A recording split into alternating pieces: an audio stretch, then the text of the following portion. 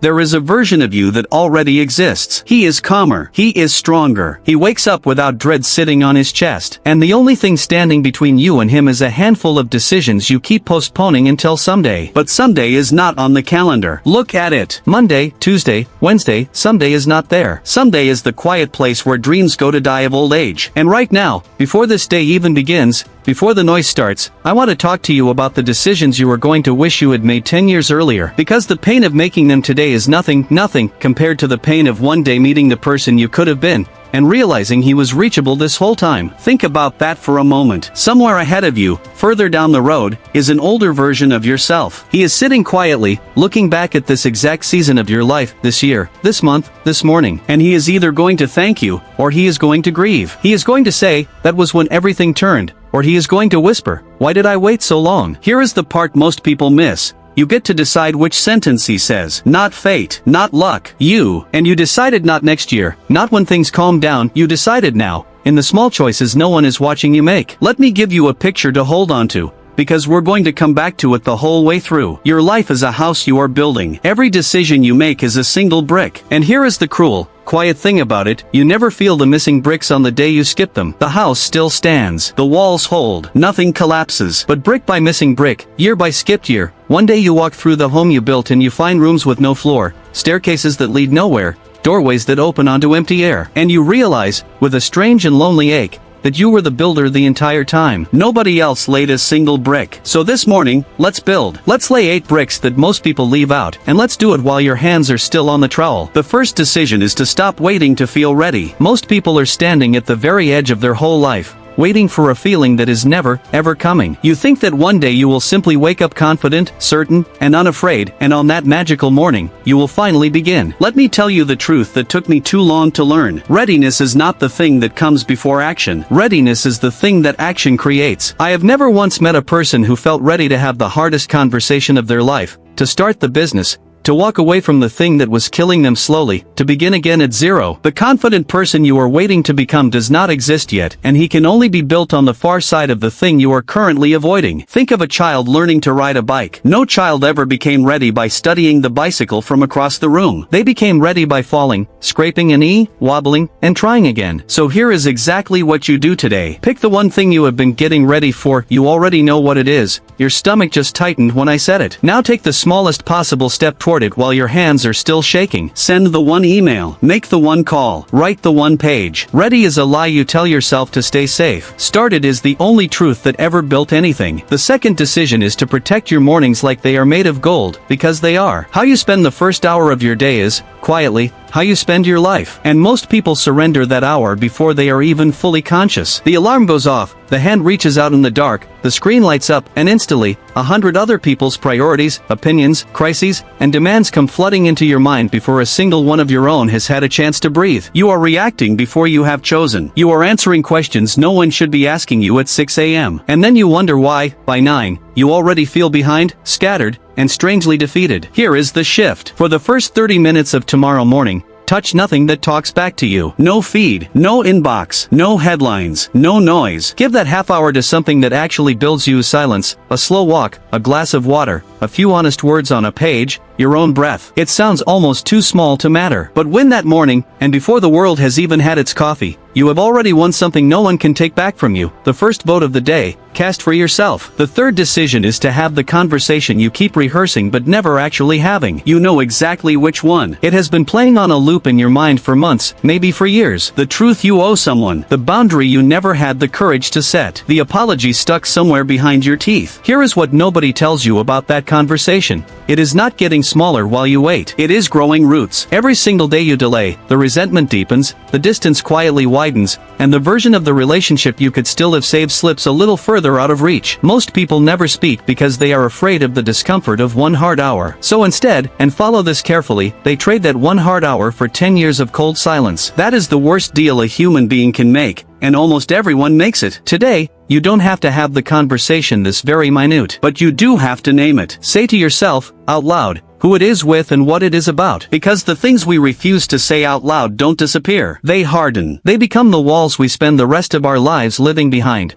wondering why the house feels so empty. The fourth decision is to stop outsourcing your worth to people who aren't even thinking about you. You have shrunk yourself to fit inside rooms you were never meant to fit in. You have dimmed your own light so that others wouldn't have to feel its heat. You have swallowed opinions, hidden dreams, laughed at things that weren't funny, all to keep the approval of people whose approval was never that solid to begin with. And here is the strange, freeing truth. The people whose validation you are chasing are, right now, mostly consumed with chasing validation of their own. They are not studying you. They are worried about their own reflection. You have been performing, night after night, for an audience that is barely watching. Sit with the freedom hiding inside that. If they aren't thinking about you nearly as much as you fear, then you are free. Free to be honest. Free to be a little strange. Free to be fully, unapologetically yourself, and to let the right people find you because of it, not in spite of it. So today, do one thing you have been avoiding purely because of what someone might think. Wear the thing. Say the opinion. Post the work. Just one. And feel the wall crack, because once it cracks, it never quite closes again. The fifth decision is to treat your body like it belongs to someone you deeply love, because it does. It belongs to your future self, and every single thing you do today, you are handing directly to him. Most people abuse the body for decades and then, in the final chapters, beg it for mercy. They pour in the junk, they sacrifice the sleep, they sit through the years, they numb every ache instead of listening to it, and then they are shocked, almost offended, when the machine starts to fail. But your body keeps a perfect ledger. It forgets nothing. Every night of real sleep gets written down as a credit. Every walk, every glass of water, every meal that actually nourishes you instead of just filling you, all of it is remembered. And so, quietly,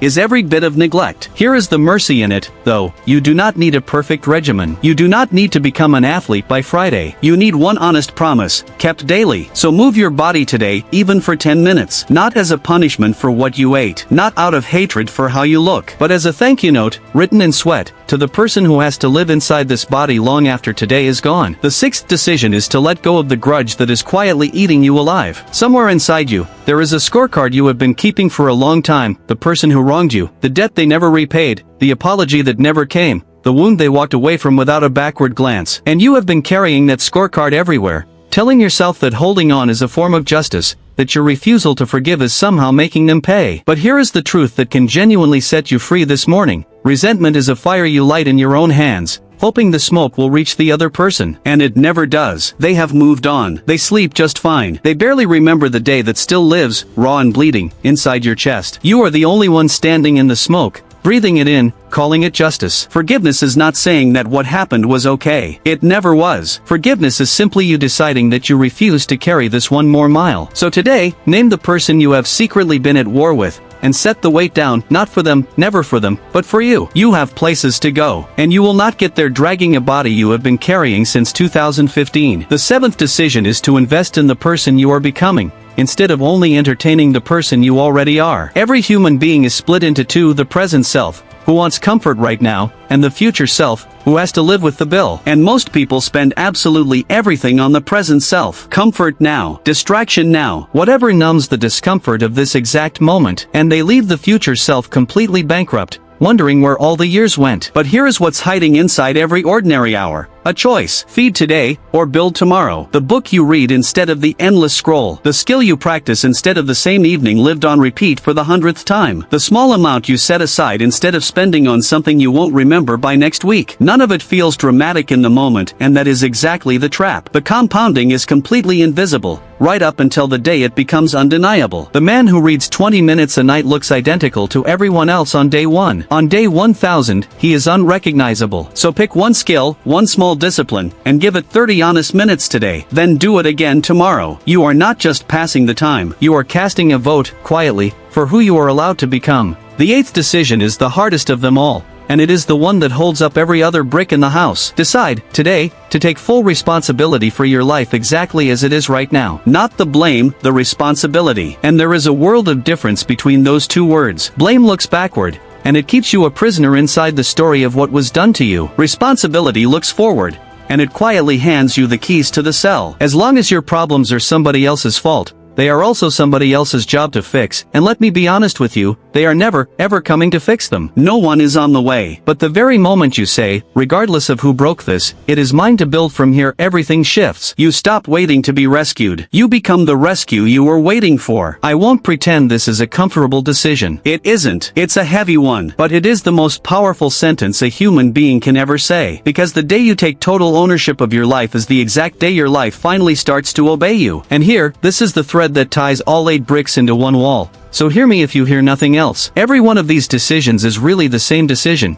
just wearing different clothes. It is the decision to stop being the person that things happen to, and to become the person who happens to things. Your future is not something you are going to find lying somewhere out there, waiting to be discovered. It is something you forge right now, in the small, unglamorous, unapplauded choices that no one will ever clap for. The life you want is not hidden in some distant country or some luckier timeline. It is buried, right now, inside the exact decisions you keep avoiding. The door you are most afraid of has your future standing behind it. So let's make it simple. Because a tired mind needs it simple. Stop waiting to feel ready, start while you are still shaking. Guard the first hour of your morning like it is gold, because it is. Have the conversation you've been rehearsing for years. Stop performing for an audience that was never really watching. Honor your body as a gift to the self who inherits it. Set down the grudge that has been quietly poisoning you. Invest, daily, in the person you are becoming, and take full, unflinching responsibility for every square inch of your life. You will not make all 8 of these today. Nobody does. But you can make one. So choose the one that scared you the most, as I said it, the one that made your chest tighten, the one you're already trying to talk yourself out of. That fear is not a wall. That fear is a map, and it is pointing directly at the door you most need to walk through. Take that one step before this day is over, while these words are still warm inside you, before the noise comes back and talks you out of your own life. Because the person you could become is not waiting somewhere far away in the future. He is not in another city, another year, another version of the economy. He is waiting on a single decision. And decisions do not get made someday. Someday builds nothing. Someday buries everything. Decisions get made by someone. So today, in this quiet hour before the world wakes up, let that someone finally be you. Music.